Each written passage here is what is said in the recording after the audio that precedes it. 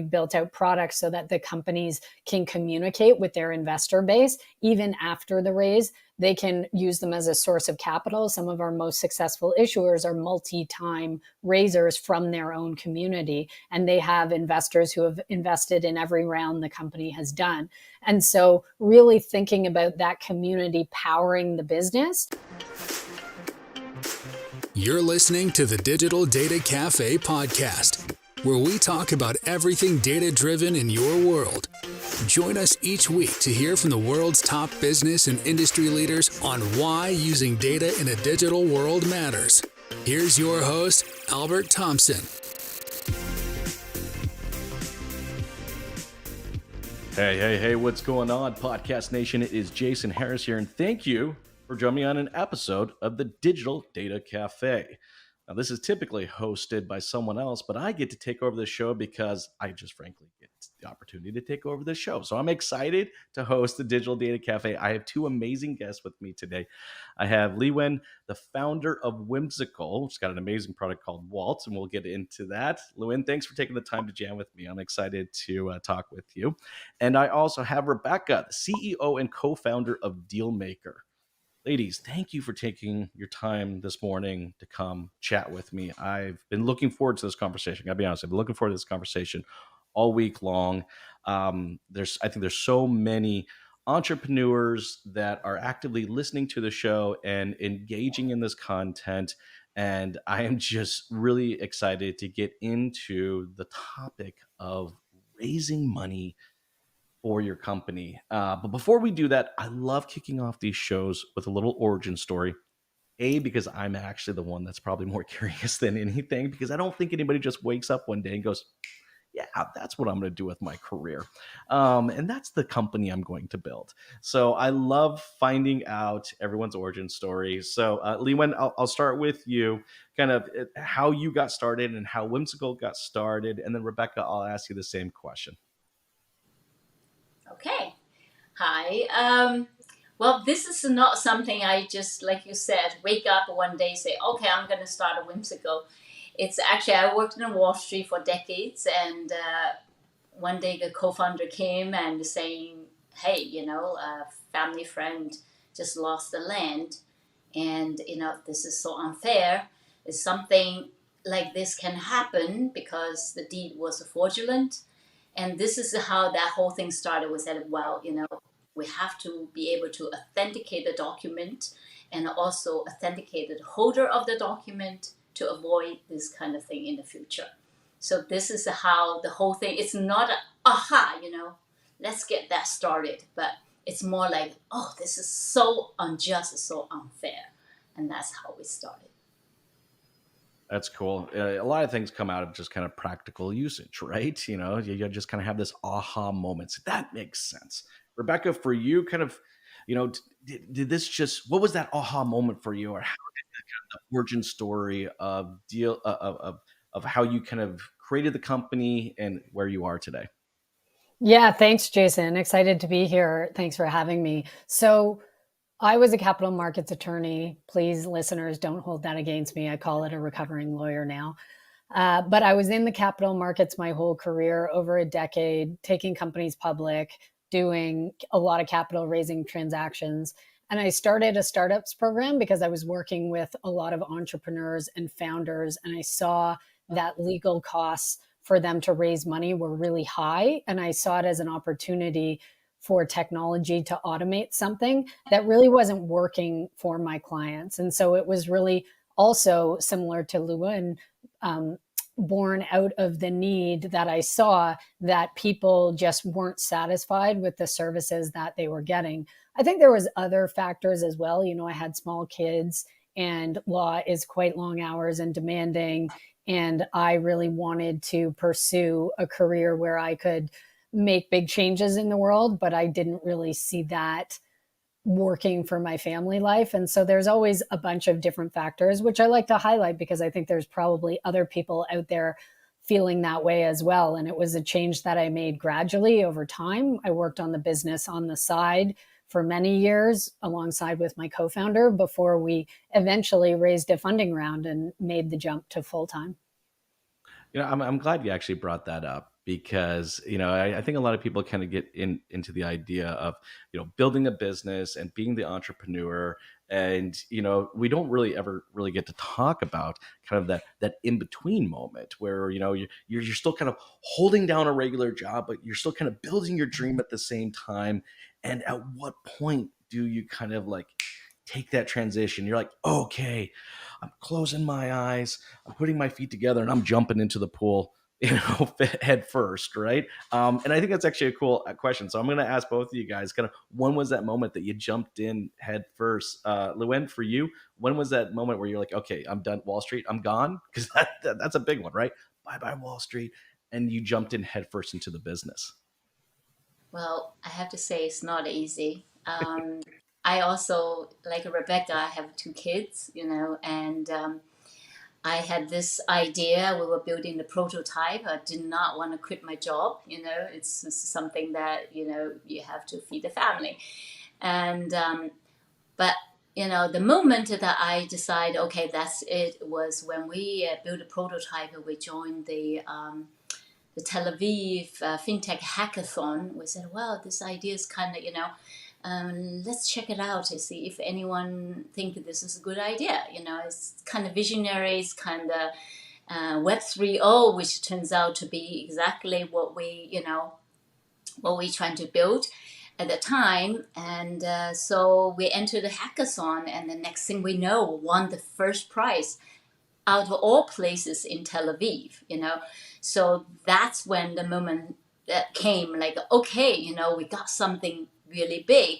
And that's when I say, you know what, I'm gonna leave Wall Street and give this a try. And then on the side, of course, doing some consulting work, but a lot of times we're spending on this. Like Rebecca, it takes time. So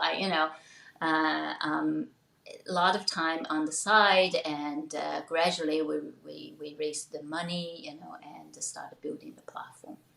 Yeah, that's cool. That's exciting, right? Like, I'm going to enter a competition, and then that's going to be my validation point where it's like, okay, I got something here. I better jump in, all in. Rebecca, for you, like, how did that kind of conversation go with yourself? You're like, am I going to do this? Am I not going to do this? There was definitely a need. I can 100% see the need there. But how did that kind of conversation go with yourself?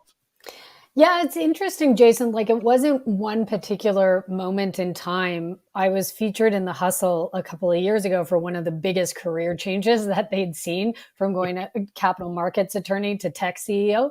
But at the time, it really didn't feel that way because it happened in very small incremental changes where I was working on it on the side. My life was extremely busy. My legal practice, I switched firms. It was taking off with the new brand.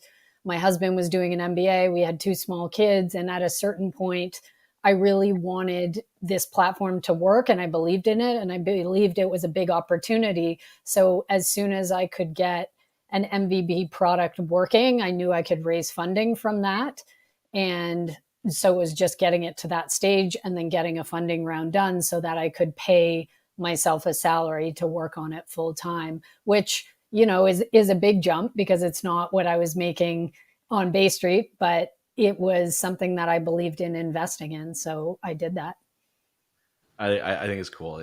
We all have to make that jump, right? And it can be very fun and can be very rewarding. And I think that's a perfect segue kind of into our next topic, is just the raise, the journey of a raise. And I'm glad I have both of you on here, because you guys have, Liwen, since you've gone through it yourself, I know it's so fresh for you. And Rebecca, you've helped so many, your companies helped so many people kind of start this journey and navigate this journey.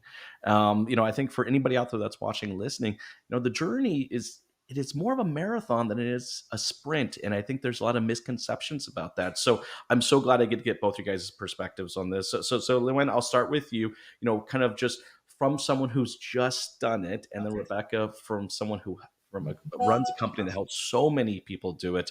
How do we kind of embrace that mindset of a marathon, and necessarily a sprint? Liwen?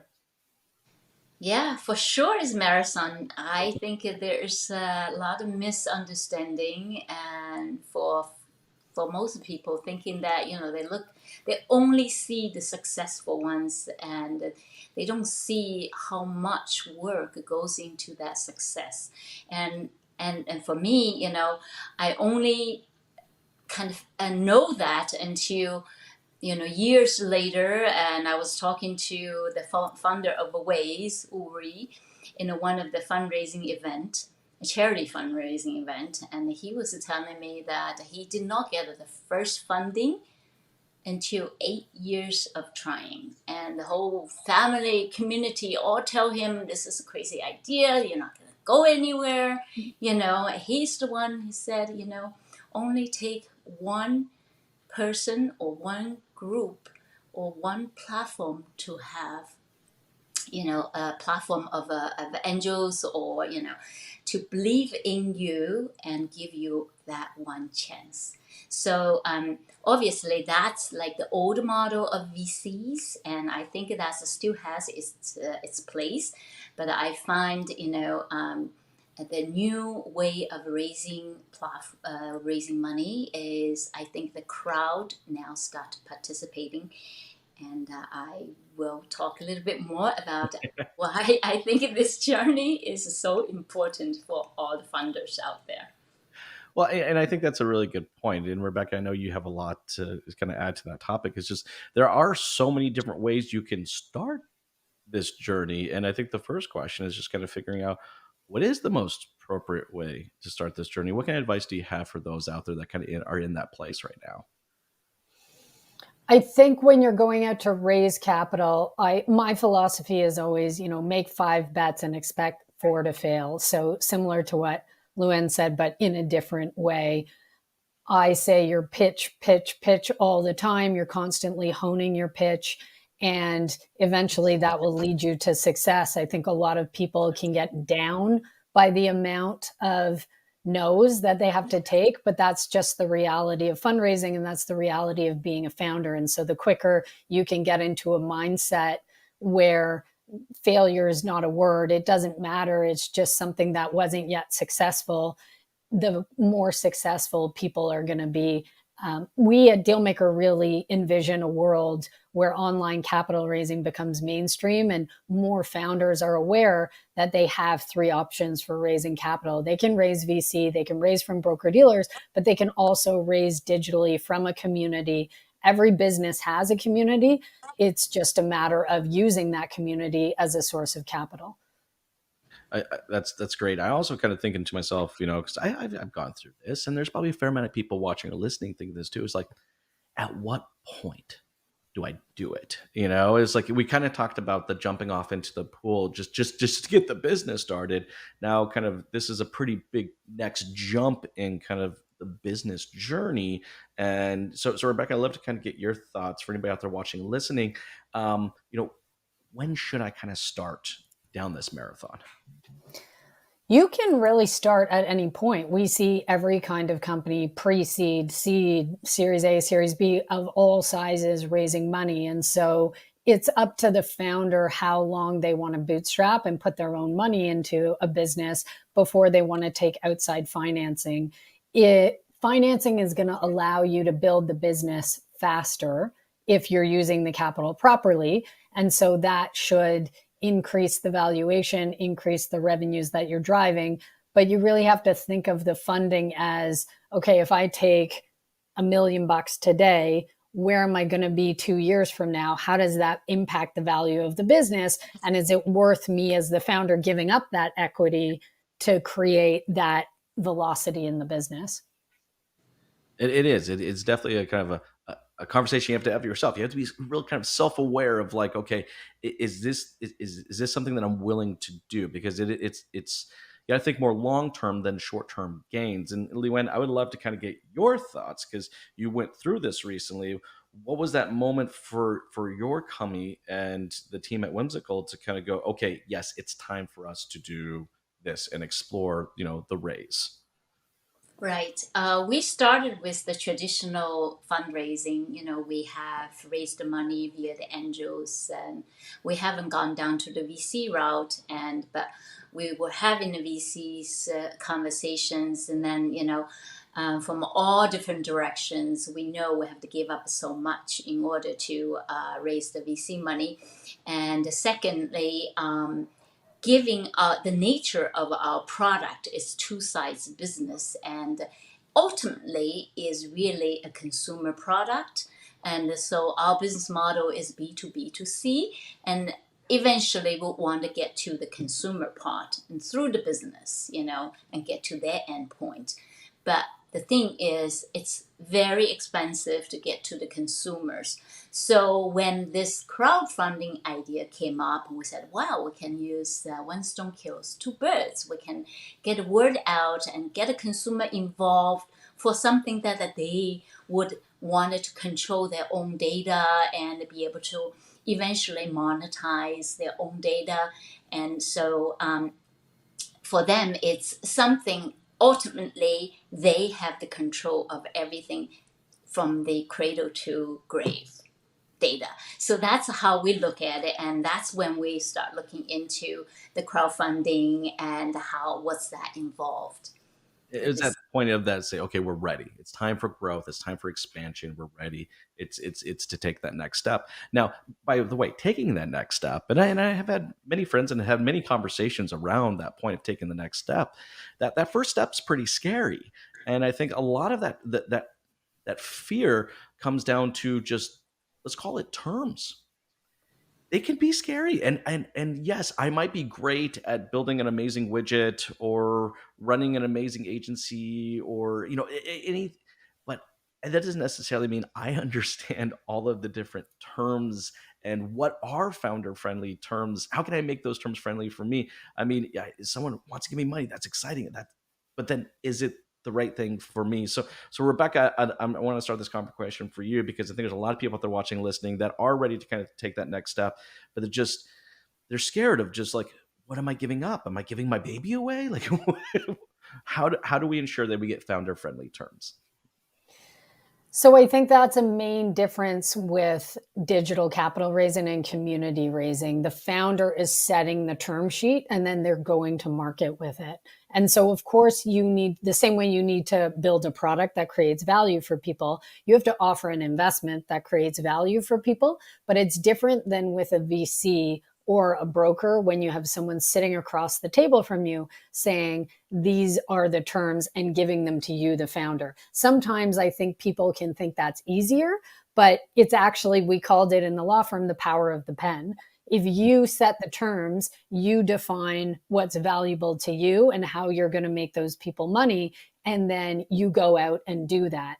And so a lot of times on VC financing, for example, you'll see preferred shares where the investor gets out money ahead of the founder. And there's small little nuances like that. Typically with community rounds or online capital raising, you don't see that. People are offering a common share, so the investors sit alongside the founders. So there's many different nuances. A lot of times in brokered financings, you'll see kind of negotiation on the valuation, whereas when that's founder led, you're really going to look at the comparables and you're going to talk to some angels and to some advisors in your network, and you're going to think about what you can do in a couple of years with the money and where that puts the company. And then you're going to set a valuation that's reasonable. That is all great in practice, but it can still be scary. I'm just going to, so it's like, I'm curious for you, Rebecca, how much of you guys' business, of course, is technology, but also kind of advising, because I know, Liwen, you went through this process recently with Rebecca's company, DealMaker. How much kind of advising do you guys do with your clients? We have a in-house broker dealer, so they'll do some, but a large part of our business is our partners network, where there are capital markets advisors or law firms or valuation specialists. So there's a lot of people we have in our network that we can connect companies with if there's something that they need more specifically. And Liwen, for yourself, because you just recently gone through that, I'm sure it's scary, but then there's, of course, a buildup of confidence. Kind of walk me through the process for you. I have to say that we have a couple of choice. DM was one of them. And I find the whole process they were very, very friendly, and they were able to introduce us to the gap accounting firms, and Reg CF lawyers that they were working with, and they, all of them have a few of them, so we can vet them out. But we also know those the lawyers and accounting firm that work with DM, and they're familiar with the platform, they know the process, and I thought that was very, very helpful. And this is our first time, so it's very scary for us. We have no idea what's the process look like. So with that hand holding, and warm introduction, any questions, shoots an email, that really helped us, to get on this path. And then, they patiently explain it's a founder friendly and founder, business hosted versus the other crowdfunding platform. It's like in the marketplace. You go there and thinking about it, you spend all the campaign money and get to this marketplace. And then people may look at the other stuff and drift away from where they originally coming from, shopping for, So I like the idea that once they come into our funding site, we are the only one, no one else they can see. So that's what comforts us. Well, and I think that's a big differentiating factor, right? Because you do have a lot of options when it comes to doing digital fundraising. I'm curious for yourself, Rebecca. What would you say are a couple, let's call it differentiating factors for your company that really kind of separates you apart from the rest of kind of the competition out there? For us, as Liwen said, it's the self-hosting, and that really gives the company control over their data. And so they're really building an asset that they're going to walk away from DealMaker with, and they can do what they wish with it. So we've had a lot of clients get beta testers or get longer term contracts. We really encourage, and we've built out products so that the companies can communicate with their investor base even after the raise. They can use them as a source of capital. Some of our most successful issuers are multi-time raisers from their own community, and they have investors who have invested in every round the company has done. And so really thinking about that community powering the business and being an asset for the business can be monetized in all kinds of different creative ways that we're seeing founders do it, which is exciting for us. And then we just really try to share those best practices among all of our clients. So we'll have some clients who around the holidays will try a gifting component to their raise. And then we share those learnings with everybody else at that time of year so that we can really evolve this industry and make it more cost effective and an even better source of capital for companies. That's really well said. And it's actually one of the things that I've always appreciated about you guys' technology is it really does promote the fact that this is a marathon. This is not a one and done and just get it over with. Is that it's a mindset. The raising is kind of a mindset, and something that you do over a period of time. And there'll be significant points in the growth of your company where things might escalate and you go bigger, but then you still kind of maintain it. And that really does speak to the marathon side of it. One thing I'd like to kind of shift gears a little bit and go into a topic, because we had a chance to talk about a little bit about this before we started recording. And I think it's just super important topic to kind of discuss, because you Rebecca, you guys had mentioned some stats that kind of surprised me. Is just around female founders and how there is a significant difference between both male and female founders. And so, Rebecca, if you could share some of that information with our listeners, I think that'd be great, and that would kind of kick off this next topic for us.